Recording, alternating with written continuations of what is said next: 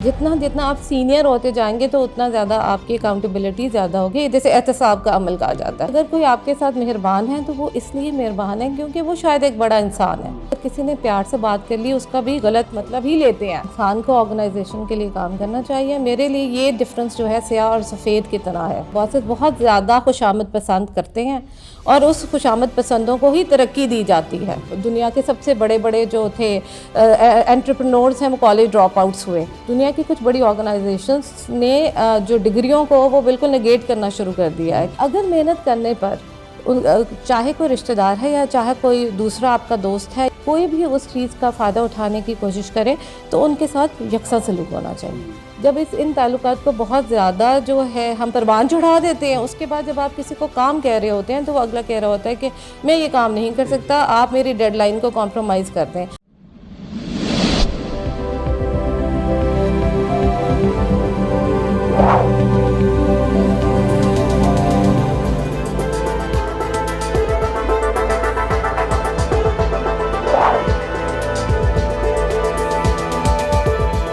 औज़ुबिल्लाहिमिनश्शैतानिर्रजीम बिस्मिल्लाहिर्रहमानिर्रहीम।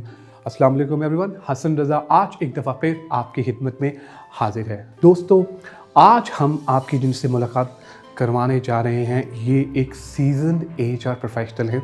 इन्होंने बहुत बड़े बड़े इदारे, स्ट्रक्चर्ड ऑर्गेनाइजेशन और अनस्ट्रक्चर्ड ऑर्गेनाइजेशंस पे काम किया हुआ है। दोस्तों, हम जहाँ पर काम करते हैं वहाँ पर हमारे रिलेशनशिप्स बन जाते हैं और फिर उन रिलेशनशिप से हमें काफ़ी दफ़ा फ़ायदा भी होता है और कई दफ़ा हमें बड़े नुकसानात का सामना करना पड़ता है। एक इस इम्पॉर्टेंट टॉपिक पे आज हम बात करने जा रहे हैं शाइस्ता हसन से, जो कि सीजन HR प्रोफेशनल हैं और CEO हैं स्टिपनाइट सॉल्यूशन की। इनसे हम बात करेंगे और इनसे हम जानेंगे कि क्या जो ताल्लुकात होते हैं जो कि वर्क प्लेस पे जब हम काम करते हैं उनका क्या इम्पैक्ट एक ऑर्गेनाइजेशन में आता है और एक इंडिविजुअल पे आता है। आइए मिलते हैं शाइस्ता हसन से। Thank you very much Shaista for joining us today. By the way, I am super excited कि आज आप हमारे साथ हैं और हम बहुत एक इंटरेस्टिंग टॉपिक पे आपसे डिस्कशन करने वाले हैं। Welcome on board. बहुत शुक्रिया हसन, और बहुत शुक्रिया कासिम अली शाह फाउंडेशन में दावत देने का। जज़ाकल्लाह। अच्छा शाइस्ता, हम टॉपिक पे तो ज़रूर डिस्कशन करेंगे जो आज का है हमारा।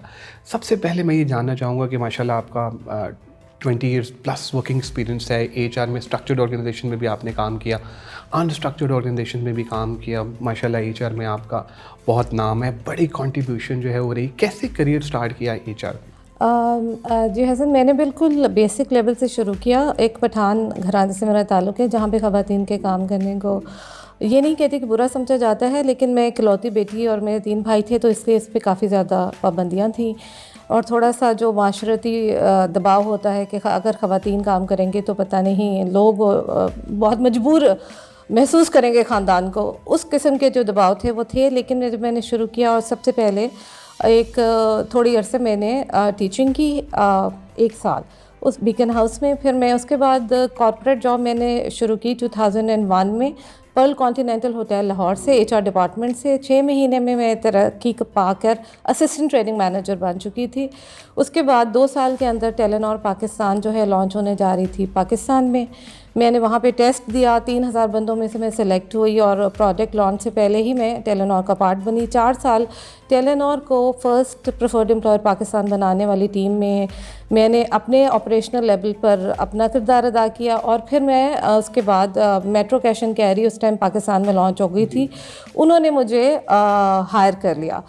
वहाँ भी मैं 9 महीने तक HR operations manager for Pakistan रही और 9 महीने बाद ही मेरी head of HR for Pakistan तरक्की हो गई, जहाँ पे मैंने 6 साल एज हेड HR पाकिस्तान पे फिर दोबारा से काफ़ी ज़्यादा मेहनत की, एफ़र्ट की और ऑर्गेनाइजेशन ने मेरे पे बहुत ज़्यादा ट्रस्ट किया।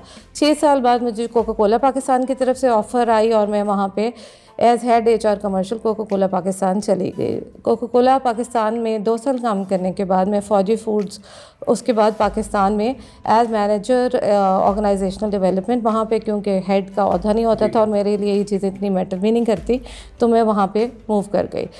वहाँ पे काम करने के बाद 1 साल 2019 में जो है मेरा करियर का ब्रेक आया 9 महीने तक, जो ओनली ब्रेक था मैंने लिया। और उसके बाद 2020 में मैं head of HR for Pakistan बीमा मिल्विक पाकिस्तान बनी 1 साल के लिए।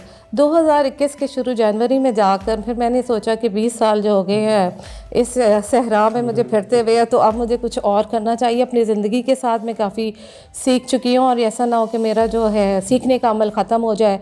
तो फिर मैंने अपनी कंसल्टेंसी स्टेबनाइट स्मार्ट सोल्यूशन S3 के नाम से शुरू की है, जो अब 2-3 ऑर्गेनाइजेशन के साथ परमानेंट काम कर रही है। और इसके अलावा हमारे जितने भी लोग हैं उनकी जो तरक्की, training and development, performance management, motivation and engagement और स्पेशली ख़वातीन लड़कियों के जो कोचिंग के लिए मैं अपना जो है वो सारा जो है एक्सपीरियंस, तजुर्बा इस्तेमाल करती हूँ और उनको मुस्तकबिल के लिए तैयार करती हूँ। ज़बरदस्त ज़बरदस्त, बड़ी इंस्पायरेशनल आपकी स्टोरी है। मैं तो खैर अल्हम्दुलिल्लाह काफ़ी सालों से आपको फॉलो कर रहा हूँ और बाकी नो डाउट कि बहुत कंट्रीब्यूशन आपकी जो है वो HR में रही है और अभी भी आप कर रही हैं। शायद जिस तरह हम मॉक सेशन में भी बात कर रहे थे कि जो आप कंसल्टेंसीज दे रही हैं डिफरेंट सेठ साहिबान को, एक बड़ा चैलेंज आता है। वो चैलेंज आता है जो वो रिलेटिव्स जो हैं वो रख लेते हैं, या जो वर्क प्लेस पे डिफरेंट किस्म के जो ताल्लुकात हैं लोग जो हैं वो वहाँ पर बना लेते हैं।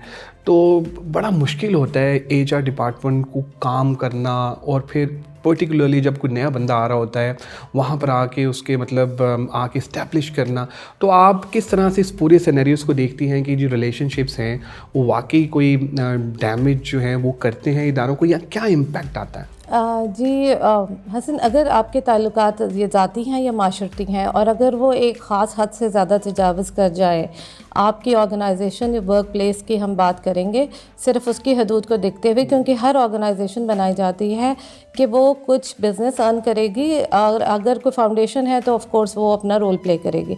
दोनों केसेस की सूरत में दोनों ऑर्गेनाइजेशंस में, चाहे वो एजुकेशनल हों, चाहे आप इल्म दे रहे हों, चाहे आप ब्यूरोक्रेसी में, चाहे आप अदलिया में हों, अगर मफादात का तज़ाद कहीं पे भी होगा तो इस लोगों को ये समझना चाहिए कि हर बंदा जब कुछ ऑर्गेनाइजेशन में होता है, चाहे वो रिश्तेदार हो चाहे वो अपने कुछ हासिल करने के लिए वहाँ से आता है, और उसके बदले में उन्होंने ऑर्गेनाइजेशन को कुछ अपना किरदार अदा करना या मेहनत करनी होती है। अगर मेहनत करने पर चाहे कोई रिश्तेदार है या चाहे कोई दूसरा आपका दोस्त है या आपका जानने वाला है या फिर जनरल एम्प्लॉय है, कोई भी उस चीज़ का फ़ायदा उठाने की कोशिश करे तो उनके साथ यकसा सलूक होना चाहिए। एग्रीड। अच्छा शायद एक और बड़ा इम्पॉर्टेंट इम्पैक्ट है हमारे अनस्ट्रक्चर्ड ऑर्गेनाइजेशन में, इट्स अ भाई भाई कल्चर, कि यार अगर तू मेरा भाई है तो हम तेरा काम बड़ी जल्दी कर देंगे। अगर जो ही आप प्रोफेशनली कुछ चीज़ों को लाने की कोशिश करते हैं तो लोग जो हैं कहते हैं अच्छा तुम प्रोफेशनल बन रहे हो तो मेरे से बड़ा प्रोफेशनल जो है ना वो कोई नहीं है। तो आप क्या समझते हैं कि जो रिलेशनशिप हैं या ये बाकी सारी इस तरह की चीज़ें कि जी यार तू मेरा भाई है तो ठीक है मैं तेरा काम जल्दी से कर दूंगा, अगर तू मुझे ईमेल करेगा तो फिर तुम काम करवा के दिखा दे? अच्छा, इसके दो पहलू हैं। अगर आपका जो भाई भाई का कॉन्सेप्ट है या भाई बहन का कॉन्सेप्ट है वो इस चीज़ के लिए है कि उससे बिज़नेस को कोई फ़ायदा हो रहा है, यानी कि कोलैबोरेशन जिसे हम कहा जाता है, ज़ाती एतमाद और टीम बिल्डिंग कहा जाता है, तो उसका एक बहुत मुस्बत ताल्लुक़ होता है ऑर्गेनाइजेशन के साथ। मसला यहाँ पे आता है कि लोगों को बीच में एतदाल इख्तियार करना नहीं आ रहा होता। जब हम एतदाल की सूरत में ऑर्गेनाइजेशन को ग्रो कर रहे हैं, यानी कि जो पैरामीटर्स या जो हदूद उन्होंने दी हैं उसमें रह के हम कर रहे हैं और उसमें तरक्की होती है और बहुत ज़्यादा होती है। लोगों को मैंने ये एक ऐसा ताल्लुक़ होता है जिसमें बहुत आगे जाते देखा है और बहुत पीछे हटते भी देखा। होता यह है कि इस किस्म के ताल्लुकात का जो नुकसान होता है, जब इन ताल्लुकात को बहुत ज़्यादा जो है हम परवान चढ़ा देते हैं, उसके बाद जब आप किसी को काम कह रहे होते हैं तो वो अगला कह रहा होता है कि मैं ये काम नहीं कर सकता, आप मेरी डेडलाइन को कॉम्प्रोमाइज़ कर दें, अब मैंने ये डिलीवरी नहीं दी है क्योंकि मैं आपका भाई हूँ।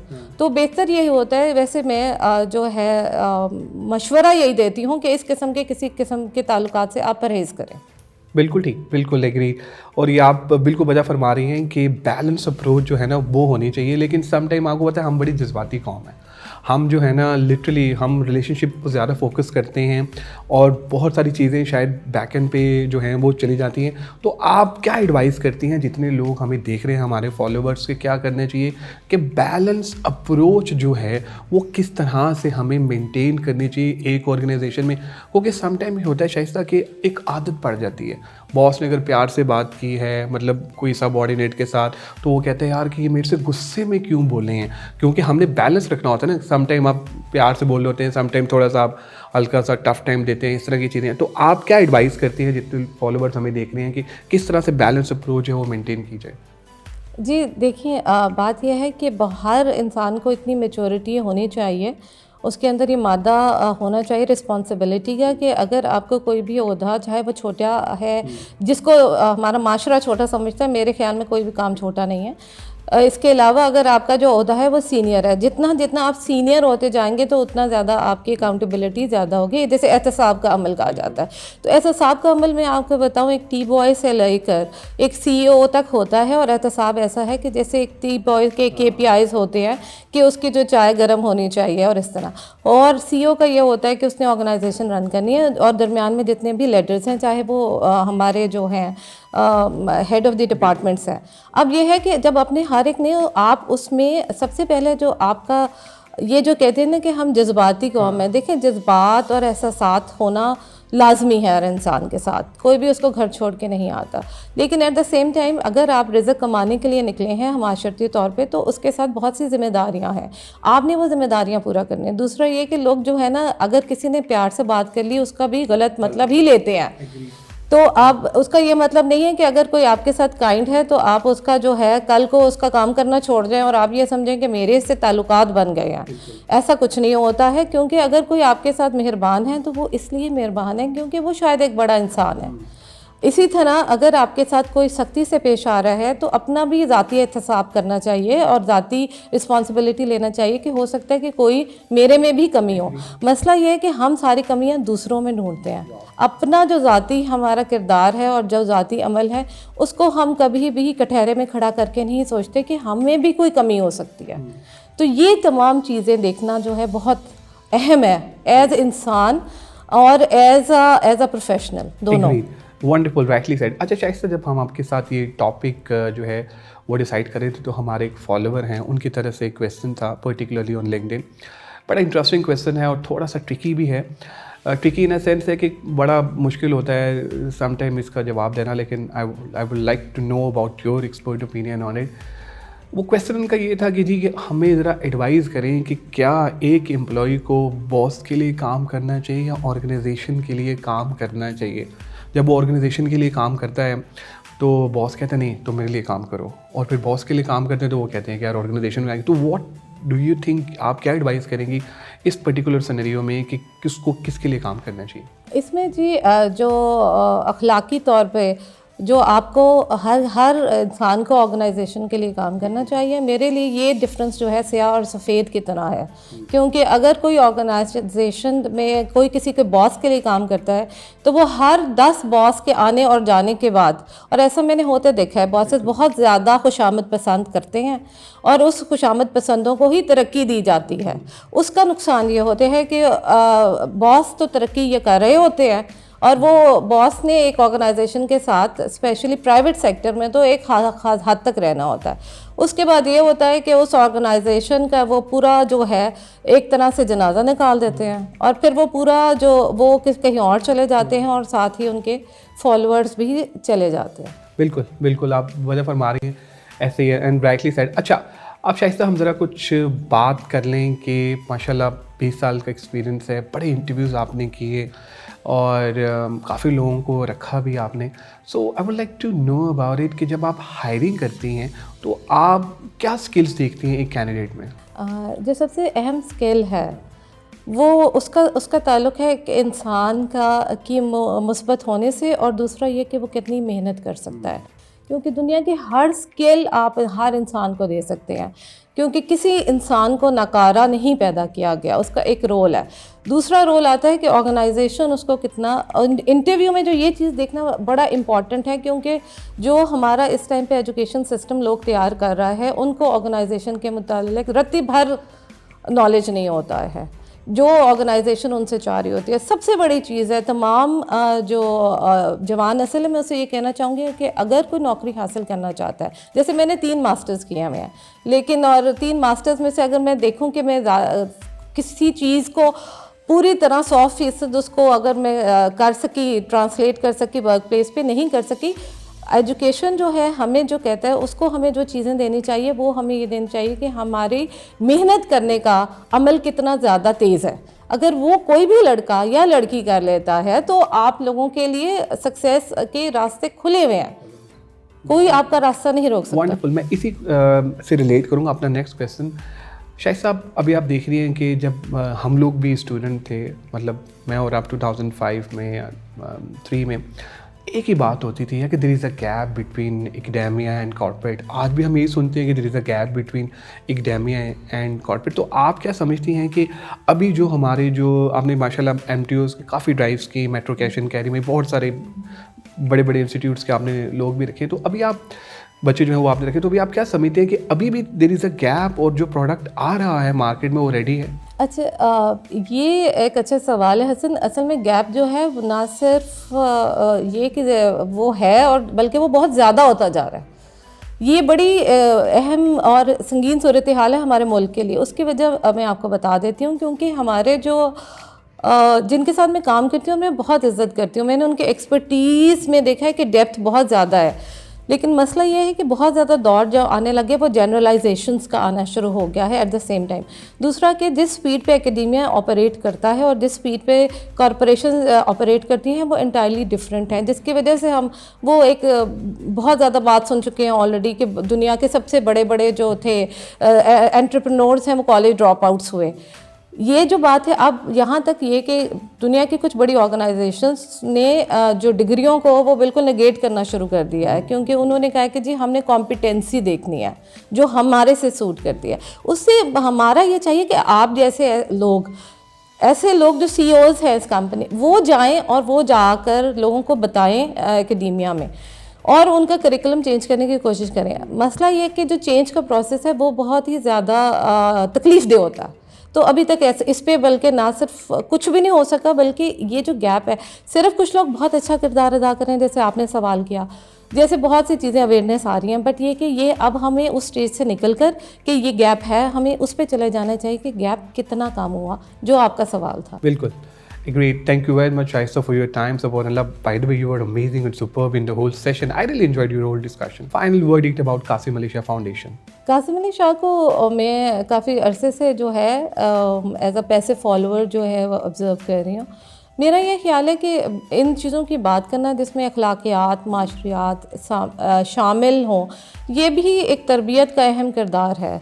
और अगर हम किसी तरह लोगों की कभी ना कभी जैसे सोच बदलेगी पाकिस्तान तो पाकिस्तान बदलेगा, ये चीज़ें जो आपका मोटो है, इस पे अगर हम काम करते रहें और हर इंसान अपना किरदार अदा करे तो पाकिस्तान बहुत दूर तक जा सकता है। बिल्कुल ठीक। Thank you Shaista, thank you everyone for watching the episode of Qasim Ali Shah foundation today. और मैं उम्मीद करता हूँ कि आज आपने बहुत कुछ सीखा होगा। शाइस्ता हमारे साथ ही सीजन HR प्रोफेशनल थी। मैं तो अक्सर इनके लिए एक वर्ड यूज़ करता हूँ कि ये HR का इंसाइक्लोपीडिया है। 20 साल माशाल्लाह उन्होंने लगाए हैं। किसी भी टॉपिक पे किसी भी किस्म की हेल्प और सपोर्ट चाहिए हो, हमेशा ये करती हैं। आप इनको लिंक्डइन पे फॉलो कर सकते हैं, शी इज़ अवेलेबल। और आज उन्होंने हमें बताया कि जो रिलेशनशिप हैं वो ज़रूरी होते हैं, लेकिन बैलेंस अप्रोच जो है वो बहुत ज़रूरी है रखना।